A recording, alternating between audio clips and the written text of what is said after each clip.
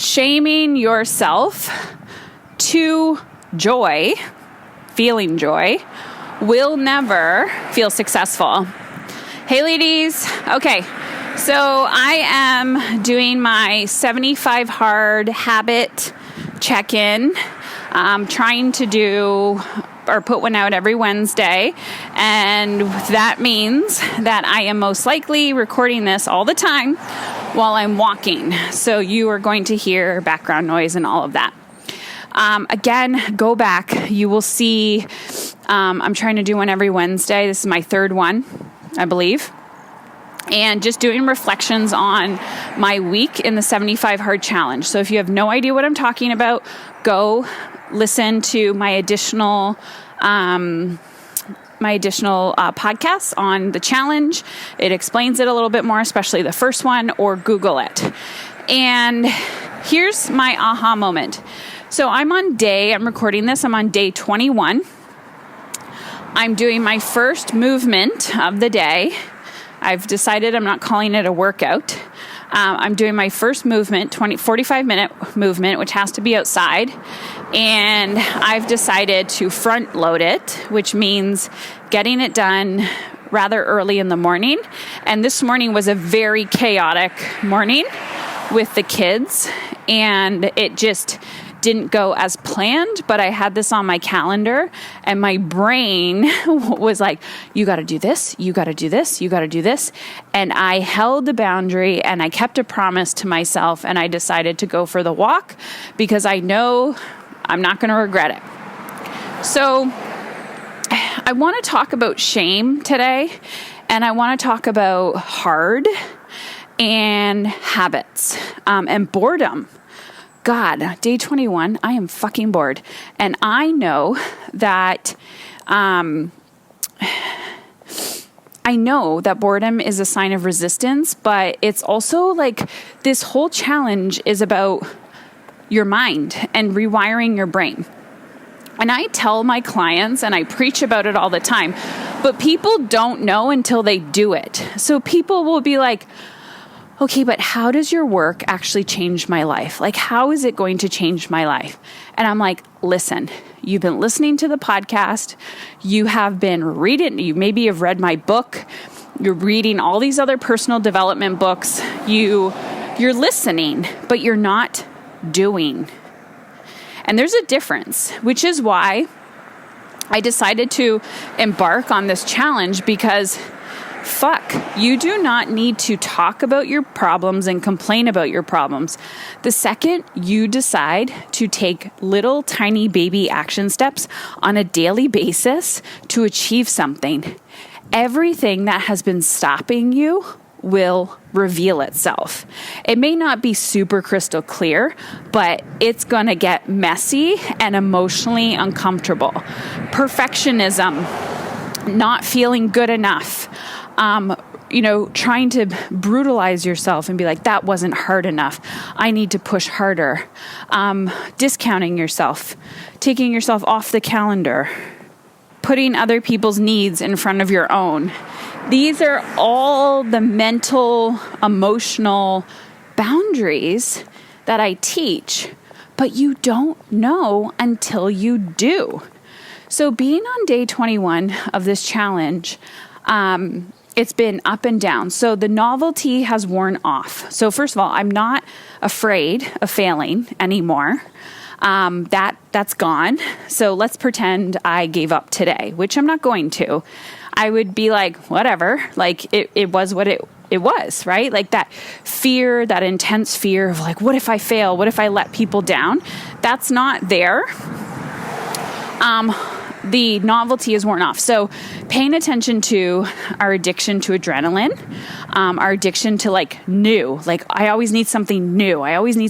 Like once the novelty has worn off, I got to go to the next thing, right? That's a pattern to break as well.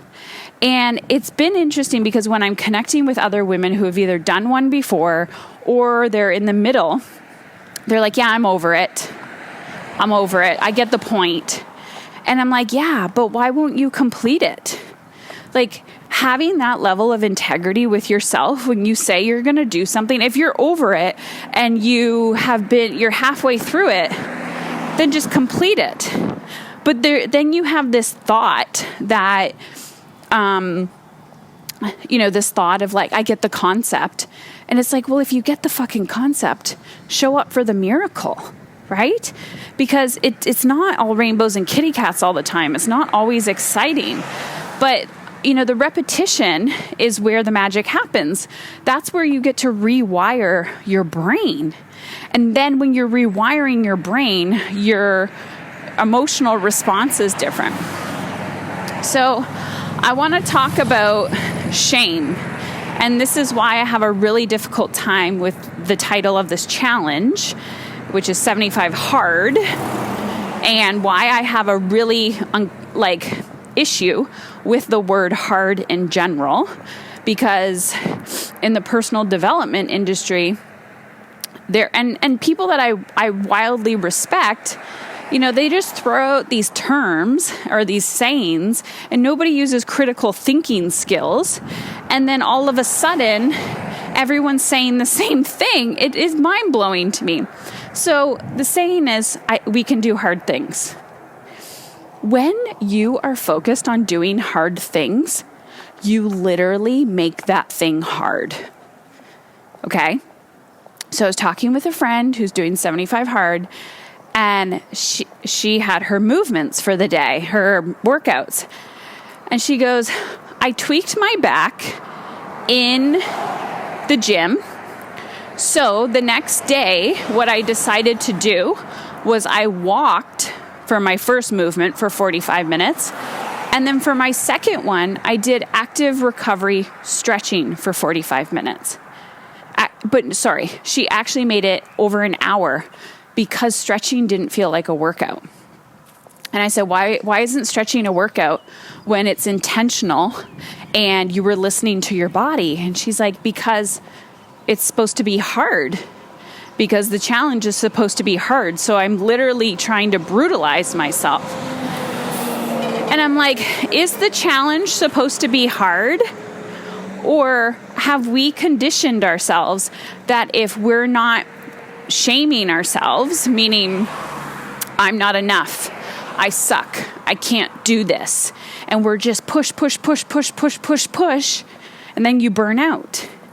So when people are like, give me tips, give me strategies, I'm like, I can give you tips and strategies all day long, but if you can't figure out how to take the mental pressure off yourself while you are following through with that strategy or tips, you will always feel like you are never enough.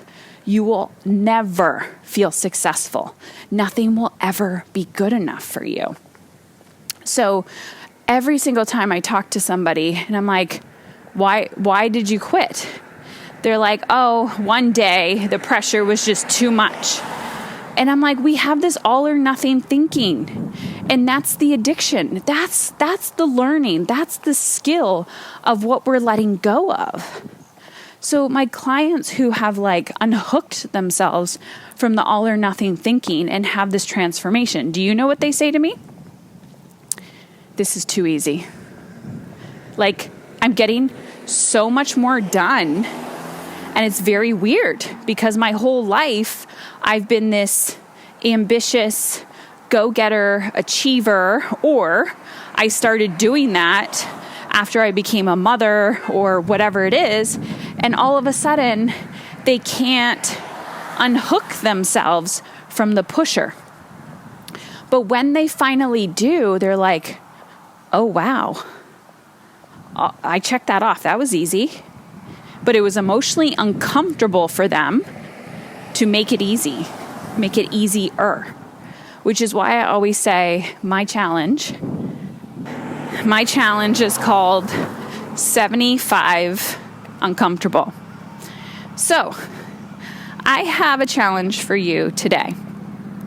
Where in your life, if you find yourself living with immense guilt or shame. So guilt is, I did something wrong. Like you feel guilty for creating space for yourself. You feel guilty for investing in yourself. You feel guilty for asking for what you need. You feel guilty for, I don't know, taking a bath.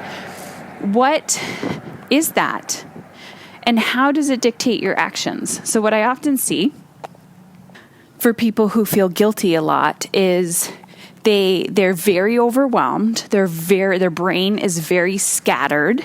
They want help and they're seeking the help, but they can't implement the advice that they're being given, because typically the advice that they're being given is go do this, talk about this. They don't understand how to actually calm down their nervous system.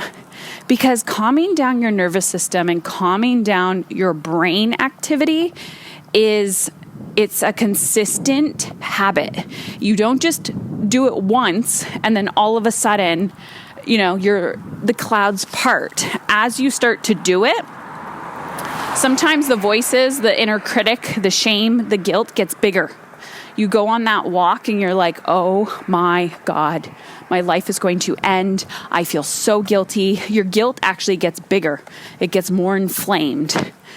And that's why certain things don't work, because when you have like a one-off session or you're trying to just solve a quick fix, it's not a long-term solution, which again is why I'm really enjoying the 75 hard challenge, or 75 days, is because it's not 30 days, right? So I'm on day 21. I'm 9 days away from 30 days. If it was 30 days, I'd be like, okay, I did that, done. But it's not 30 days. It's almost 3 months or 2.5 months. So my point of why I'm saying that is, if you don't run towards the things that make you emotionally uncomfortable, you're never going to undo that mental pattern. And shame is deep. Shame runs really, really deep. And I actually find this is why my beef with the challenge and sometimes learning from men, and I have nothing against men. What I mean is people who have a dominant masculine energy to be honest, sometimes I'm like, you got to find your person. Sometimes I'm still too hardcore for people. And that's why I always ask people, I'm like, make it your own. Does that feel good? Does that work for you? And they're like, no, it doesn't work for me. This feels better. And I'm like, then do it your way. So we have to always take a challenge. We have to take advice. We have to make a template, and then we make it our own, because every person is unique. So that's why I always say, like, if parenting was simple, there wouldn't be a whole fucking parenting section in the bookstore.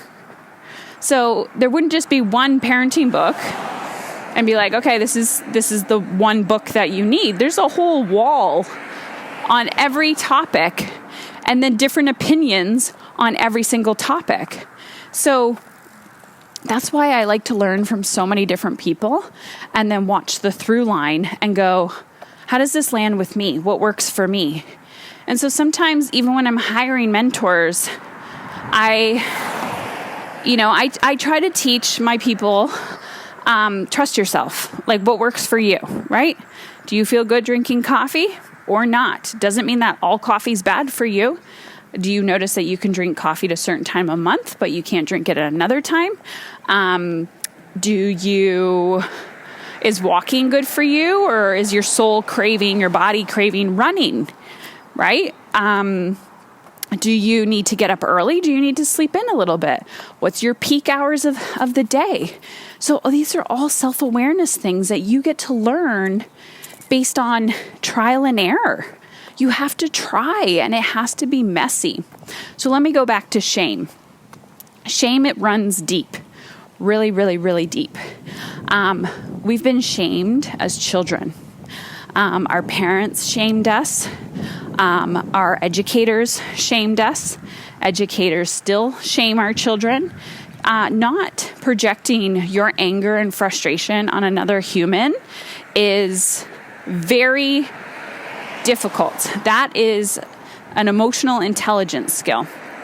You have probably shamed your child if you have children.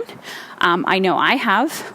It's one of those things that it's deeply ingrained in the human condition, and you just have to be aware of it. So I watch it within our household where, I watch, especially the oldest, shame himself. I'm not good enough. I'm never going to meet your standards, blah, blah, blah, blah, blah. It's in all of us, and it's something that we have to manage. So as adults, it's not about shaming ourselves more. What I find as adults is being mindful and unlearning. So the learning portion of personal development is typically less work, more consistently, because we are unlearning the pressure that has been put on us. And so I'm always challenging people not to do less. It's not about, yes, it's about doing less, but it's like there's two ways that I could show up for this walk. And I used to show up this way. Okay. So old me that put so much pressure on myself of never good enough, never good enough. I would go for a walk and I would have to run in some capacity in the walk. I would have to run, because what's the point of walking just for the sake of walking, right? Or if I went for a run and I consciously chose to go for a run, I would have to run the whole time. And if I decided that I'm going to walk for a minute, I failed. So that's shaming. That's I'm not good enough. I got to put all this pressure on myself. That's shame. So I could do that on this walk, or I could simply just say, Heather, you're going to move your legs for 45 minutes and you're going to do that consistently. But today you're just going to do it. You're going to walk to this destination and back, and it's done. That's it. You are successful.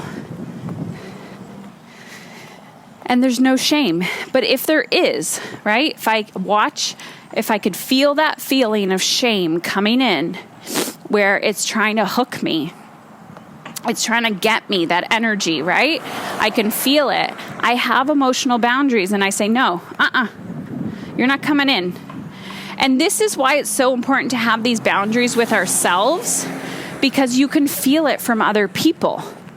So when my husband's talking to me and, he might say something, or he's angry or frustrated, or my kids say something to me, or a family member, or a random human being, and I can feel them trying to shame me, trying to in some way be you're not good enough, right? I feel this a little bit when I'm talking to the kids' teachers.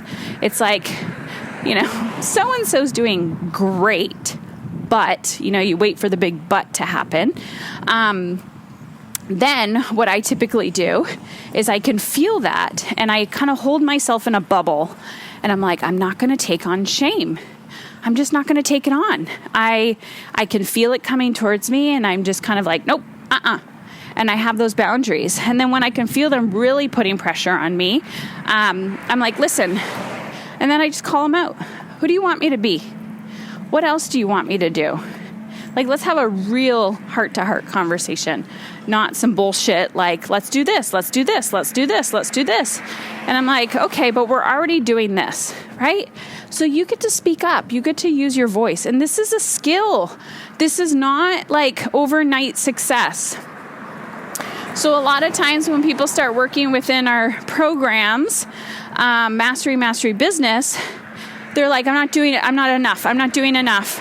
I'm working on this for 10 hours a week. And I'm why?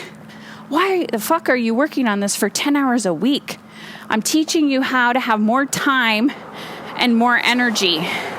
So take the pressure off. A few hours a week, 20 minutes a day. Just slow and steady wins the race. But we've been taught that that's not the truth, right?